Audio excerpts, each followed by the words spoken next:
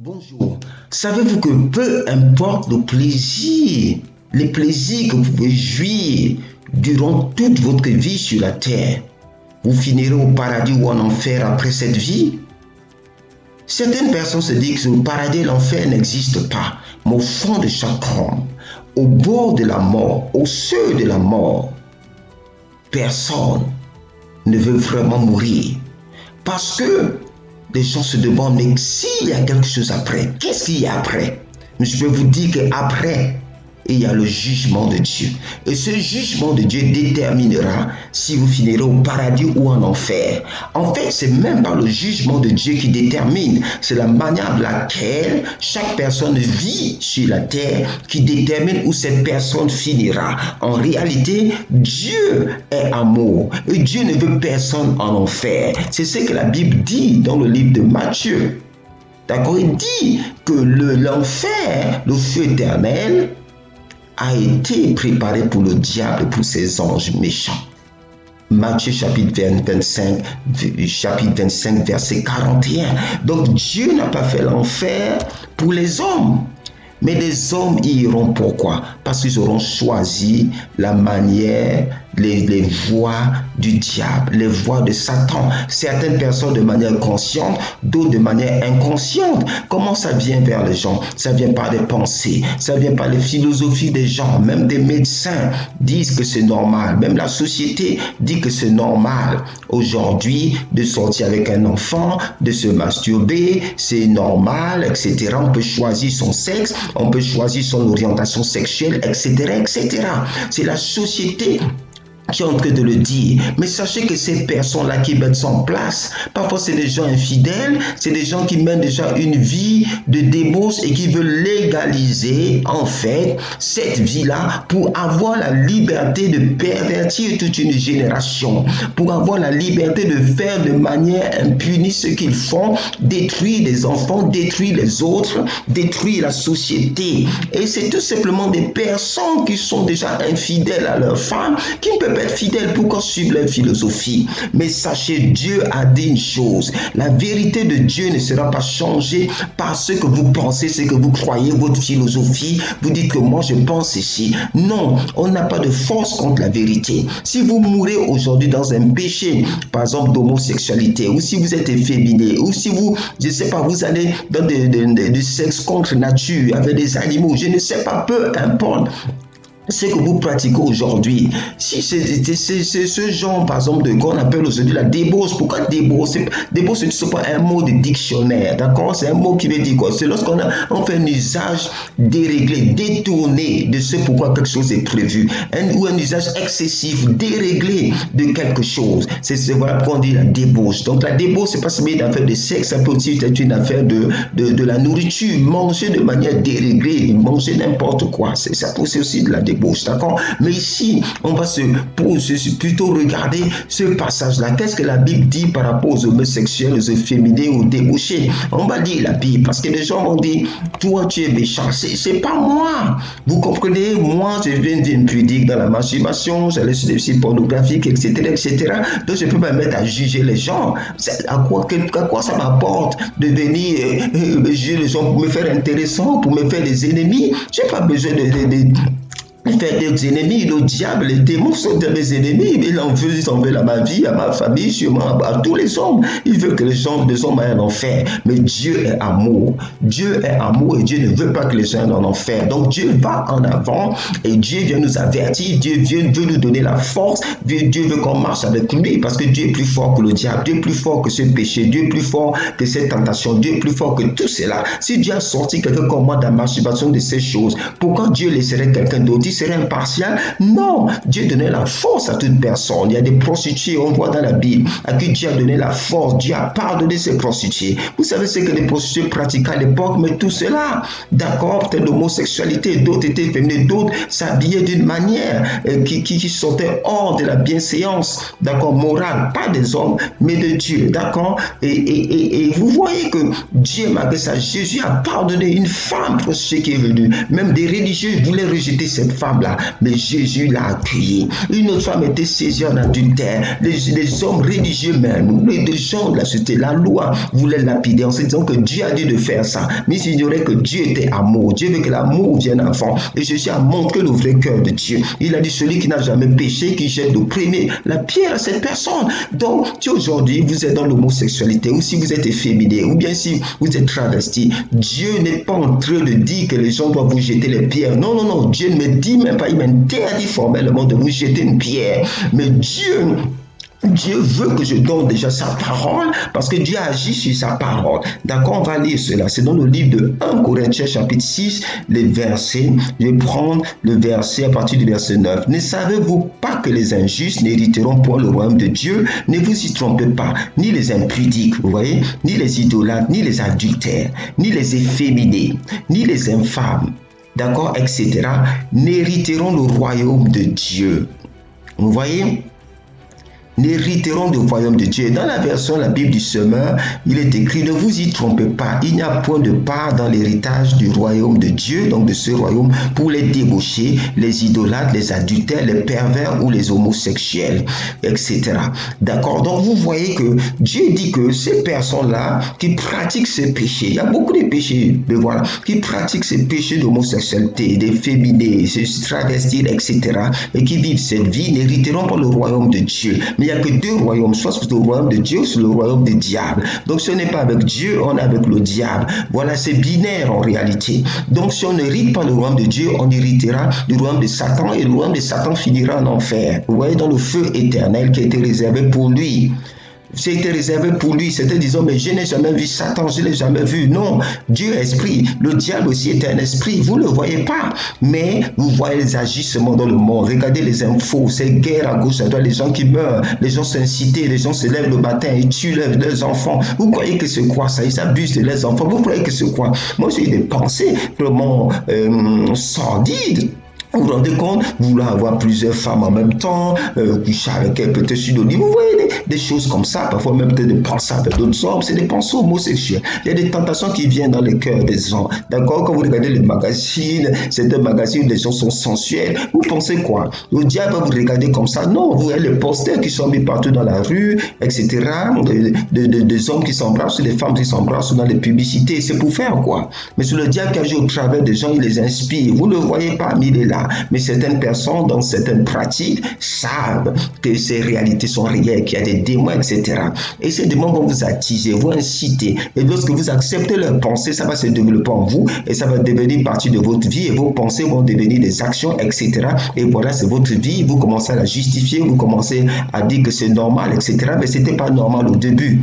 Aucune personne n'est née comme ça. Imaginez que tout le monde entier était homosexuel. Il n'y aura plus personne sur la terre. Imaginez qu'Adam et Ève avaient décidé qu'on ne doit jamais avoir de relation d'eau. Mais il n'y aurait plus d'hommes aujourd'hui sur la terre. Vous voyez, c'est ce qui montre en fait qu'il y a une utilisation détournée. D'accord? Détournée. Donc Dieu dit aujourd'hui expressément, si vous êtes homosexuel, si vous êtes efféminé, si vous êtes travesti aujourd'hui, Dieu n'essaie pas de vous jeter la pierre, mais Dieu vous dit que vous n'hériterez pas du royaume de Dieu. D'accord? Et quand Dieu dit ça, après qu'est-ce que Dieu fait? Regardez ce que Dieu fait. Et dans 1 Corinthiens chapitre 6 au verset 11, il dit il y a une possibilité. Après quelque chose, il dit, et c'est là ce que vous étiez, quelques-uns de vous. Mais vous avez été lavés, mais vous avez été sanctifiés, mais vous avez été justifiés au nom du Seigneur Jésus-Christ et par l'Esprit de notre Dieu. Donc vous voyez qu'il y avait des personnes qui étaient de ces catégories-là, mais en qui Dieu agit. Parce qu'il dit, et c'est là ce que vous étiez, quelques-uns de vous. Vous voyez? Et donc, quelques-uns des personnes qui étaient converties, qui venaient à Dieu, à Jésus à cette époque, il y en avait eu des efféminés, il y avait eu des travestis, il y avait eu des homosexuels, il y avait eu toutes ces personnes-là qui commettaient des péchés sexuels terribles. Moi aussi, j'ai commis des péchés sexuels sordides. D'accord? Mais moi, je faisais partie de ces groupes-là de pécheurs, mais Dieu m'a lavé, Dieu m'a sanctifié, mais il m'a justifié au nom du Seigneur Jésus-Christ et par l'Esprit de Dieu. Donc, si vous êtes dans cette catégorie, ce n'est pas final, mais ne mourrez pas dans cette situation. Si vous mourrez comme ça, sachez-le, il n'y a que le paradis et l'enfer. D'accord? Dieu et l'enfer, le paradis et l'enfer. Et ce qui est important, c'est pas ce que les gens pensent de vous aujourd'hui. Comment la société vous regarde et vous condamne, ça n'a pas d'importance. Ou comment la société vous justifie.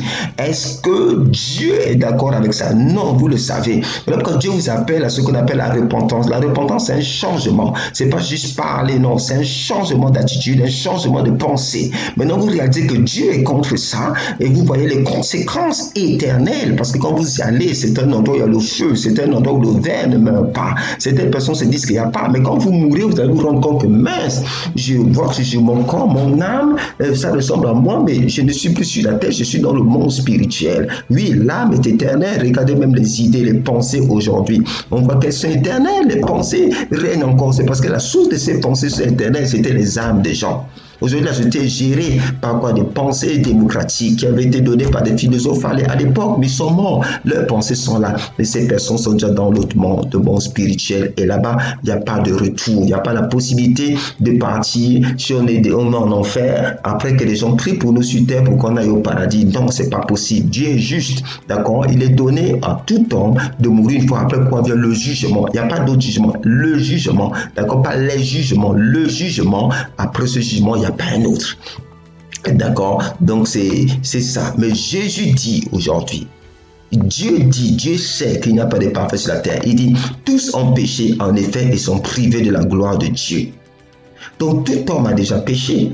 Mais pourquoi certains sont repêchés par Dieu? Parce que ces personnes ont décidé de mettre leur foi en Jésus-Christ, de croire que Jésus-Christ est mort pour eux. Vous dites, mais c'est moi qui ai péché, c'est moi qui dois payer pour mes péchés. Oui, mais lorsque nous étions sans force, Christ est mort pour nous. On était sans force, sans cette capacité de lutter vraiment contre le péché, de dire non au péché. Il y a la volonté qui nous aide à aller jusqu'à un certain niveau, mais il y a des niveaux où la volonté n'est pas suffisante. D'accord? Si vous mettez votre foi en Jésus ce matin, il va vous délivrer, il va vous changer.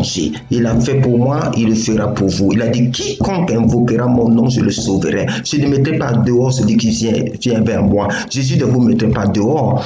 Vous comprenez? Et il vous déclarera juste parce qu'il est dit, et ils sont déclarés justes par sa grâce. C'est un don que Dieu leur fait par le moyen de la délivrance apportée par Jésus-Christ. Vous voyez, Dieu va vous délivrer de ces chaînes de l'homosexualité, des chaînes de féminité, des chaînes, d'accord, de vouloir vivre comme travesti, des chaînes d'une vie sexuelle immorale. Dieu va briser ces chaînes-là. Il va vous restaurer. Il va redonner vos dignités. Il va redonner l'utilisation conforme à lui de votre corps, de vos organes sexuels, de votre vie. D'accord? Aujourd'hui, c'est le jour du salut. Aujourd'hui, c'est le jour du changement. Bon, pour vous, et je vais vous dire ce matin de la part de Dieu, parce que Dieu est amour. Dieu ne reste pas dans la colère à toujours. Dieu est amour. Dieu est amour. Voilà, qui n'aime pas n'a pas connu Dieu, car Dieu est amour, comme c'est dit dans le livre de 1 Jean chapitre 4, versets 7 à 8. Dieu est amour et Dieu est juste. C'est ça, c'est sur cette base qu'il faut regarder la parole de Dieu. Dieu ne veut pas de guerre. Dieu ne veut pas ces choses. Dieu n'est pas celui qui était pour qu'on vous batte, qu'on vous blesse, que cette relation se passe mal et que vous soyez déçus, soit des hommes, soit déçus des femmes, vous décidez de ne plus avoir un homme, vous décidez de ne plus avoir une femme dans vos vies. Non, ça c'est pas de Dieu. C'était un événement qui vous a blessé émotionnellement. Mais Jésus dit qu'il est venu guérir les cœurs brisés. Seigneur Jésus, je prie maintenant que cette personne qui écoute réalise que l'amour est possible. Même si on ne l'a pas aimé, l'amour est possible et toi tu l'aimes. Tu n'aimes pas comme les hommes. Tu viens dire à cette personne, tu viens vers elle ce matin parce que tu veux la sauver, parce que tu veux lui dire que tu l'aimes. Tu as dit que même si ta mère t'abandonne, lui ne t'abandonnera jamais. Même si ton père a abusé de toi, lui il ne t'abandonnera pas. Il t'aime. Viens à Jésus ce matin et quitte. Ne finis pas en enfer à cause de ses plaisirs, à cause de ses philosophies. Maintenant, la Bible dit dans le livre de Romains, chapitre 10, à partir du verset 9 à 10. En effet, si de ta bouche tu déclares que Jésus est Seigneur et si dans ton cœur tu crois que Dieu l'a ressuscité, tu seras sauvé, tu seras délivré, guéri. C'est ça ce mot soso. Car celui qui croit dans son cœur, Dieu le déclare juste. Celui qui affirme de sa bouche, Dieu le sauve. Dieu te déclare juste parce que tu as fait beaucoup de bonnes choses. Mais quand tu crois en Jésus, c'est Dieu qui déclare. De la même manière que Dieu est souverain pour dire, ah, attention, celui qui vit cette vie, lui-même, il a choisi d'aller en enfer. De la même manière, Dieu dit qu'il va te déclarer juste et il travaillera en toi. À partir de ce moment, il fait de toi son enfant. Il travaillera en toi. Dieu ne te pardonne pas parce qu'il s'est dit que demain, il ne faut pas que tu refasses à tout prix. Non, c'est pas ça. Dieu te pardonne et son amour, il va déverser son amour. Et son amour va briser les chaînes de la haine, de la colère, de la déception, du rejet, du manque de valeur que tu ressens. Son amour va enlever ça parce qu'il t'aime, Dieu, tel qu'il aimait Jésus-Christ. Alors dis avec moi. Oublie tout le reste en ce moment. Tu es devant ton Dieu, regarde ton Dieu, ferme tes yeux et laisse Dieu pénétrer ton cœur aujourd'hui.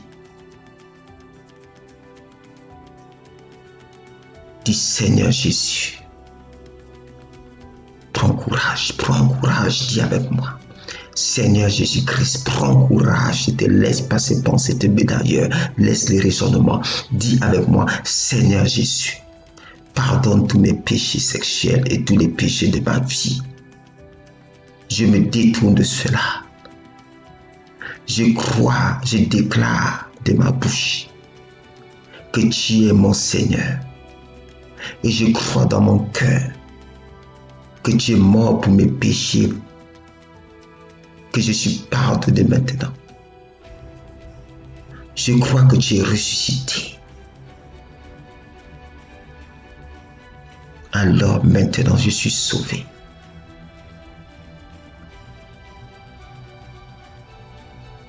C'est toi qui me déclares juste.